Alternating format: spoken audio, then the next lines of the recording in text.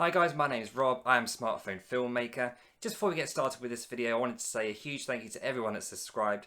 And if you haven't watched this channel before, just to let you know that this channel is all about obviously smartphone filmmaking, and I'll be teaching you about tips I've learned from making my short films, how I've made my short films, and everything you need to know about smartphone filmmaking. So if you're interested in that, something that you want to get into or you're already into yourself, then do hit that subscribe button just below and hit the like button and all the good stuff, and notification bell as well, so that you get all the notifications about when new videos pop up. So let's go on with the video, and we're going to talk about the must-have accessories for smartphone filmmaking.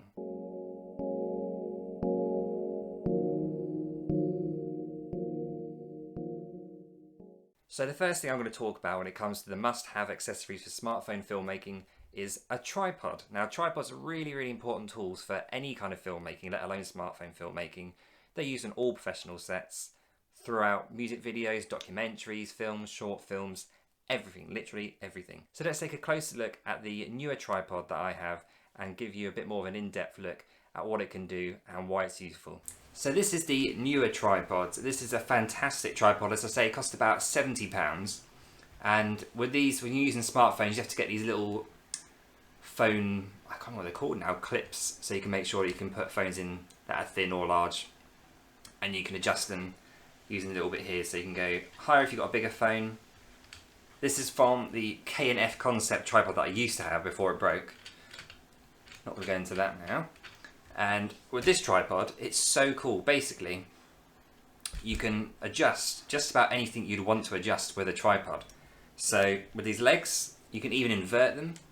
So if I want to, I can end up inverting all of them and doing a low to ground shot. So if you want like a low shot of something walking towards you or something like that, you can invert all the legs by moving that up, flipping back in to lock them, and it's just amazing. Also with this leg, you've got the ability to, is it this one? Yeah, with this leg, you've got the ability to turn it into a monopod. So if you unscrew it, there,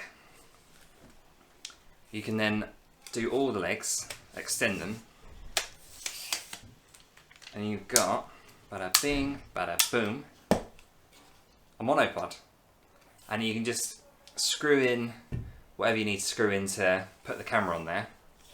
And you've got this massive monopod which can give you like boom shots and stuff like that if you're filming above a bridge or something like that, or you want to do like a follow shot of someone going past, or you're like behind someone as they're walking away, maybe you want to raise the phone up to give yourself a bit more of a almost panoramic shot, give you a bit more scale to what you're filming to make it look a bit more epic. So tripods are super useful and must-haves for smartphone filmmaking. Obviously you can tilt them, you can pan them, give yourself different movement. Everything looks a lot more slick when you're using a tripod. If you're doing it handheld, especially if you're like me, it's what the hell have I done here? Oh, I'm putting the wrong thing. They're just super useful. So with this, you just screw it back in, bada bing, bada boom. And this is like adjustable as well, so you can lift that by turning this screw here. You can lift that, and then you can bring it down, so you can do lower shots. And it's super helpful as well when you invert the legs the other way around. So you can adjust it in just about any way you want to. And I'll leave a link for this in the description below, because I think it's really affordable. 70 quid for a really good tripod is an absolute bargain. Even though it might sound a lot, you can get tripods for thousands and thousands of pounds, which is crazy. But then again, that is for high-end cameras rather than smartphones. So yeah, this is the tripod. Absolute must get for smartphone filmmaking, even if you start with a cheap, small 10-15 quid one like I mentioned before. They're really helpful, and I think they're one of the must-have accessories for smartphone filmmaking. Next up, and in no particular order, we're looking at ND filters. Now, ND filters are a crucial part of smartphone filmmaking. You basically won't be able to film outside without them. And what they do is they cut out the amount of light that's hitting your sensor and your lens of your phone. So if you don't have them, essentially when you go outside filmmaking, and I had this when I started out, ND filters were stupidly one of the last things that I bought. But probably the most important things that you can get, amongst others that we have in this list. So you want to be using them for any outdoor filming. When you're using them outside, it just cuts out the light and you get really beautiful colours. And also it's great for things that are in motion. So if you're filming vehicles or someone running, you get really nice motion blur that looks really cinematic, and it just gives that kind of crisp feeling to what you're watching, make it feel very professional. Now, when I started filmmaking and I didn't have ND filters, I was just getting these big white kind of blocks instead of any kind of image that I should be getting. So when I was filming, it'd be way overexposed, the sunlight was hitting the sensor, it was going crazy. You just can't film anything outside. So I'm going to show you my Moondog Labs ND filters and how I use them and why they're so good and why they're so important for smartphone filmmaking. Moondog Labs ND filters. These are the bad boys that I use every time I go out. I don't know why I said bad boys, like some kind of gangsters. But these are the guys that I use when I head outside for filming. Now, you've got different strengths. I've got 2 different strengths here. So if I just open that up. Let's see. Get that out. So that is a 3-stop ND filter, which is quite strong. So when it's very bright outside, that's perfect for that. It really blocks out the sun well. I'll actually do a full in-depth review of these in a separate video, but just to give you an idea of what these can do. This one is an ND 2-stop, yeah. And they block out the sunlight. So if I put this ND2, you'll see how it changes the darkness there. Now if you're outside, ND2 is probably good if you're in sort of cloudy conditions. So there's still sunlight coming through. I'll just move that up. That glare is just for me. That's not the actual lens being rubbish. It's really good. That's just me being rubbish. And then the ND3 stop blocks out even more light. And so when you put that on, obviously we're in indoor conditions, but you can see the difference there. So when you're outside in bright conditions, it really, really does make a huge difference. And I'll show you actually. If I point this to the window, that's going to be more helpful. So as you can see, this is a shutter speed of 48, 24 frames a second. With a 2-stop ND filter, this is the difference it makes. Like so. So that's without an ND filter. That's with the ND filter. So pretty good. Bit overexposed still in between the branches, but you often get that when it's particularly bright. And let's have a look with the ND3 stop. So you see there's a little bit more of the blue coming through the trees there from the sky. If we had a clearer view, which I'll do in a separate video, as I say, with a review of these specifically, you get such beautiful images. If you look at my short film, Broken Zen, which is the one of the latest shorts that I've made, the quality of the images look absolutely fantastic. So you can see there what a difference ND filters make. And they're so crucial to everything that you do outside. I don't think you could really film outside without them. So that's ND filters, and the higher the ND stop, the more light that gets cut out from your sensor. So it allows you to film in brighter and brighter conditions. But these ND filters, Moondog Labs ND filters, are fantastic, and I can't really recommend these enough. I've looked at variable ND filters, but to be honest, I keep hearing about you get this X pattern, which is where when the filter levels cross over, you get this kind of X pattern where you kind of get this horrible light mix where it creates a strange pattern which just doesn't look real. So I think getting a hard stop ND filter like these are better than getting variables, just because you know what you're getting. You're not going to have any horrible variation. So that's why you need ND filters.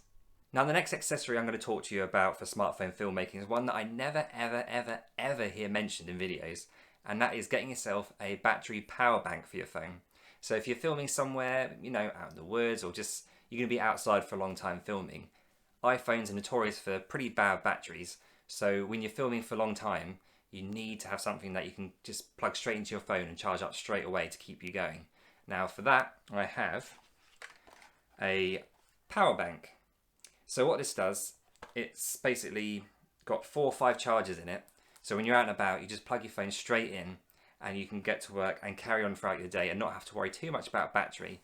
Now, I was filming with this in London for about 4 or 5 hours straight with my phone that I'm using now, my mic, and a DJI Osmo Mobile 3 gimbal.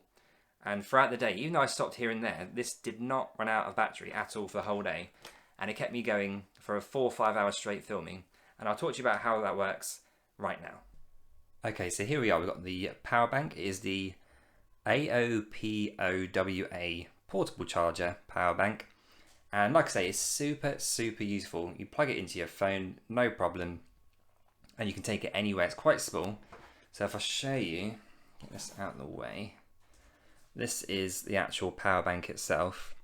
Now these buttons, you turn the power on here. And you see these blue lights that have come on. They're all solid. Now that one's darker, so I don't think that one's actually fully charged that bit yet. But you get about 4, sometimes 5 charges out of this. So when you're charging it, when the lights are solid, that means that it's actually charged up for that one part, that one charge fully. And then you've got 2 charges, 3 charges, 4 charges, and so on. So it's really, really helpful, and you can take it anywhere. It's about the size of a large phone, I suppose, and it's a bit thick, but that's fine if you got, if you got a rucksack on you or something. You got the USB ports there as well, so you can then plug that in using, where is it? You've got this, so you can plug that in straight into here. And then that, you can plug that into your phone charger. So you take the actual plug rather than the wire from your phone charger, plug that into the plug itself, and you can charge that anywhere, anytime. So it's super, super easy. So let's pop that there for now. And yes, you got the ability to also charge 2 things at the same time. So let's see if we can get the a bit further. Yes, you can charge 2 things at the same time. So you can charge a light and you can charge your phone, which has been super helpful for me, especially filming on my own and stuff like that. It's become really helpful, and I can't believe that people don't talk about this more. It's such a crucial part if you're filming for long periods outside. It helps so much. So yeah, getting a power bank is super, super, super helpful for smartphone filmmaking, especially with the batteries not being great. And I'll leave a link to everything that I'm talking about in the description below, so you can check out everything that I'm using and see what you want to buy yourself. I think this retails at about £23. It might be a bit more now. But yeah, it's pretty cheap for what it does. And it's really, really, really helpful. So that is the power bank for your phone, one of the must-have accessories for smartphone filmmaking. Next up on the list of must-have accessories for smartphone filmmaking is an external microphone. Now you can use the inbuilt microphone that's in the camera phone that you're using, but they tend to, whilst they're quite good, they're not really anywhere near professional level for sound. And if you don't have good sound, you don't really have a good film. So you need to make sure that you are on top of sound as much as possible. Now the one that I use, it is the Rode Video Mic Me. That's an external microphone that plugs straight into your lightning port of the phone. So you don't need any wires, anything like that. You plug it straight into the phone. And it's super, super helpful. Now, because it's plugged into the phone, like with any microphone, when you get past sort of 5, 10, 15 feet, obviously the sound drops off quite quickly. But if you're doing short films alone, like I'm doing at the moment, I do have friends, I promise. And it's just really, really helpful. And it's super easy to use, really, really basic. And I'll show you a lot more about that microphone right now. This is the Rode Video Mic Me. This is an external microphone for your iPhone. And it's fantastic. It's really, really simple to use. So this is it out of the box. You get the windshield with it. Let's see if I can take that off. Yeah. So you've got the windshield, microphone just goes in there, easy peasy. And let's just get that focused in. Filmic Pro at its best. Video Mic Me, made in Australia. And you've got this little clip here, which you can kind of slide away and put back in, depending on how thick your phone is, so it will fit any type of phone. And then what's great about this microphone is at the back, you've got a headphone socket, so you can actually monitor your sound. So all you have to do, plug that in, and you can listen to the sound live. So whether you're needing to get someone who's far away and hear the sound's okay, or whether you need to just listen to it yourself if you're filming yourself, it's a really, really, really useful little extra to have with this microphone. Also, something just to correct myself with, I said that this plugs in the lightning port. It does not plug in the lightning port. It actually plugs into your headphone socket of the phone. So if you need to, you can charge the phone whilst using this from the power bank. So that's something that's really, really useful to do as well. So this is the Rode VideoMic Me, a must-have for anyone starting out. Not necessarily this microphone, but this type of microphone to get you started. You can use lav mics as well, which are great. There's the Rode Wireless Go, which I really want, but it's quite expensive. It's about, I think it's like 150 to 200 pounds. It's really expensive. This, I think, is about 35 to 40 pounds, depending where you're buying it from. So it's really good quality. Get lovely sound out of it. Again, if you're recording someone who's maybe 5-10 feet away, the sound starts to drop off like you get of any microphone. But if you're doing stuff close up in particular, it's really, really great microphone to have. So external microphone, whatever one you choose, is a real must. And I'll leave a link in the description below for this bad boy right here. Now, last up, how could I do a must-have accessory for smartphone filmmaking without actually talking about what I'm filming with right now? No, it's not the phone, it is Filmic Pro. Now, Filmic Pro is the, I suppose you could argue it is the number one really thing that you need. Filmic Pro basically gives you full control over your phone.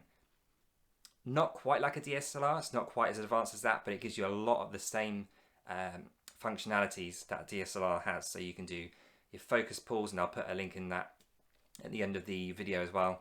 You can do automatic focus pulls, you can change the, you can do white balance, you can change the resolution, the frame rate, you can do so much with it. And I'll show you a little bit more about that right now, just to give you a quick little rundown of why it's so useful to have. Okay, so now let's talk about Filmic Pro. There are many things that I love about this app, and to be honest, I probably wouldn't have got into filmmaking with smartphones had it not been for Filmic Pro. So one of the things that I love doing with this, as well as the focus that you can just adjust really, really well. So you've got, sorry for the phone shaking, here's my hands. Let's see, you've got a detail of the feather there. Then as you go back, you can change the focus again. So it's really, really crisp and clear. And it's amazing for that. Also, you've got your shutter speeds that you can change as well. So you can do slow motion, changing your frames per second as well to match. You've got a cinematography kit. You can, where is it? Change the white balance with the white balance settings. So this is regular lighting in a house. That's, I think, tungsten lighting that is. So that's not working for what I've got now, obviously. This would be for a cloudier day. This is for a sunny, bright day. And that is, yeah, for the lights that I'm using now, regular light bulbs.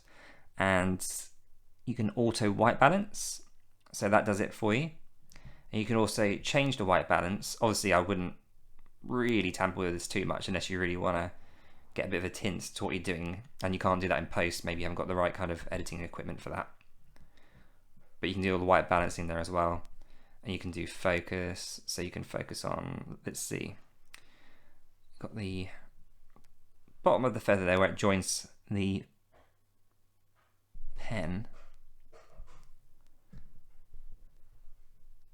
And that's nicely in focus. And then I can perhaps do that with the smudge that's in the back to the right of that. And then adjust the focus slightly. So that becomes more in focus. That one's not as clear, but you get what I mean. It's just fantastic, and I really wouldn't be using Filmic Pro if I didn't think it was amazing, and it is. It's so good, and it's just a fantastic tool. So Filmic Pro, I'll do a really in-depth thing on this at some point. It's just fantastic, and I really recommend it. If you haven't got it already, it's about £15, well worth it. There's a cinematography kit, which is really cool as well. That allows you to film in flat or log. So if you want to do color grading, it's really good for that. If you don't do color grading, you probably don't need that, but Filmic Pro, well worth it. Thank you so much for watching this video, guys. I hope you found it useful and helpful. If you did find it useful and helpful, then do hit the subscribe button right below, hit the like button, hit the notification bell, so you can enjoy more of this good stuff.